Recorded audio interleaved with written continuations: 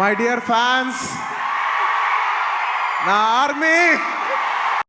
ఒరే స్వామి, నువ్వేం సోదిగానివిరా అయ్యా. కాదురా, అందరు హీరోలకు ఫ్యాన్స్ ఉంటే నువ్వు ఫ్యాన్స్ కోసం హీరో అయ్యావా? నువ్వు గంగోత్రి సినిమా తీసినప్పుడు ఎట్టుంటేవో తెలుసా నీకు?